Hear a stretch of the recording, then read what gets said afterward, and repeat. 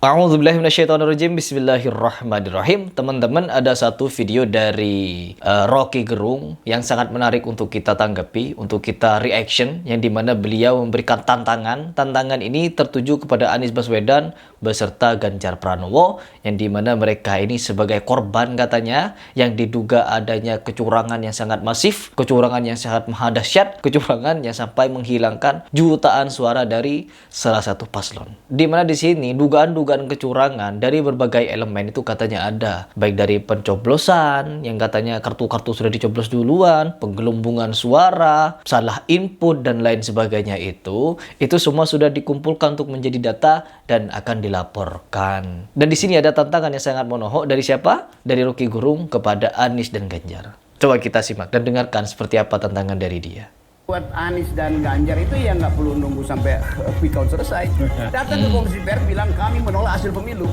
Itu baru bener. bermutu tuh secara radikal. Ada radical break mengatakan tidak mungkin tiba-tiba ada angka 50% kan.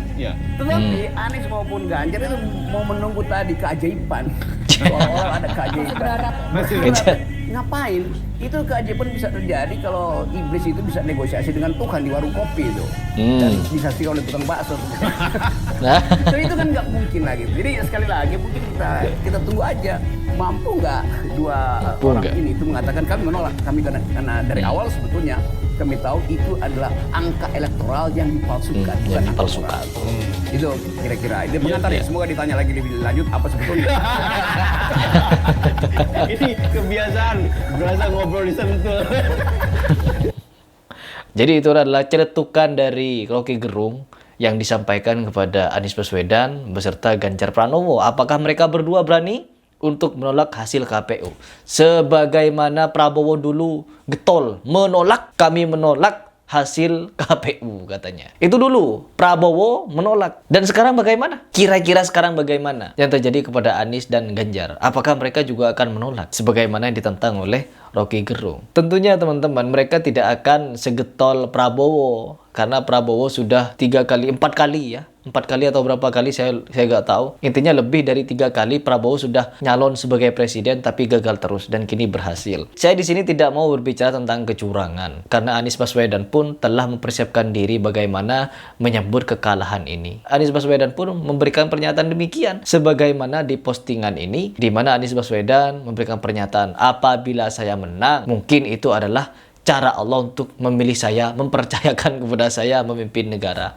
Tetapi apabila saya kalah, mungkin Allah melindungi saya dari sesuatu. Atau bagaimana kalimatnya seperti ini nih. Nah, di situ jelas memang perbedaan dengan Prabowo, di mana Prabowo sendiri memberikan pernyataan yang sangat jelas bahwa dia pasti akan menang 1 putaran. Pemilu belum selesai, coblosan belum kelar, tapi hasilnya sudah diketahui. Prabowo sudah tahu hasilnya sedemikian rupa kalau dia akan menang 1 putaran. Tahu dari siapa? Tahunya dari survei. Dan begitupun saya melakukan survei setelah banyaknya isu-isu kecurangan. Saya juga mensurvei apakah benar kecurangan ini ada. Sebagaimana beberapa jam atau sudah lebih dari 24 jam saya posting, kira-kira dari beberapa ribu orang apakah ada perubahan sebelumnya seperti ini. Ini selama 1 jam. Bagaimana sekarang? Coba kita lihat.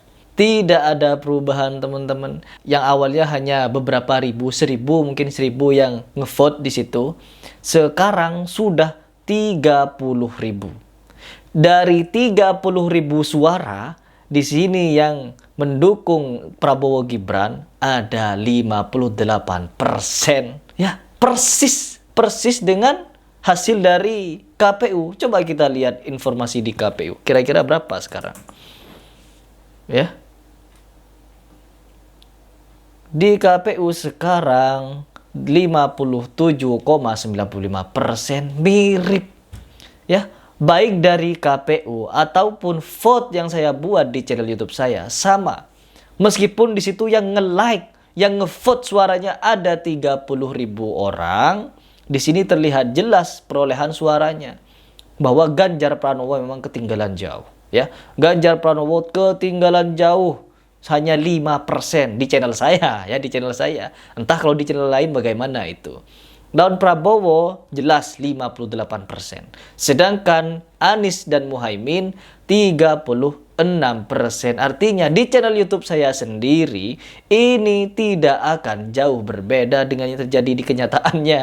Di KPU juga sedemikian rupa. Sama, antara 57 dan 58%. Satu putaran Prabowo menang di sini. Dan bagaimana dengan koar-koar mengenai kecurangan ini? Sampai ada yang demo, tolak hasil pemilu dan sedemikian rupa. Bahkan mereka sampai deklarasi kemenangan. Kalau Prabowo bisa deklarasi kemenangan, kami juga bisa katanya.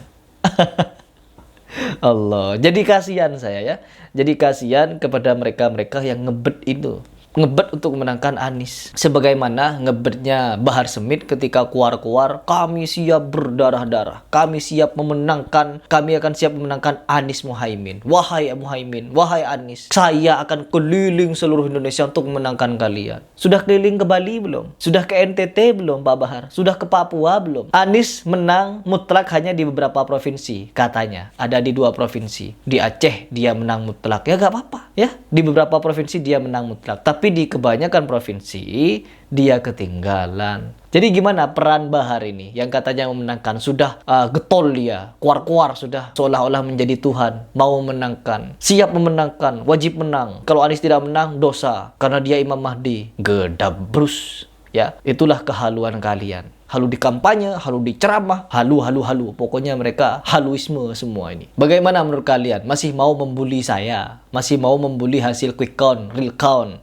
serta survei yang saya buat? Komentar di bawah. Dan jangan lupa kalau nanti mereka bergabung, kayak yang sudah-sudah mau oposisi, tapi kenyataannya malah berafiliasi.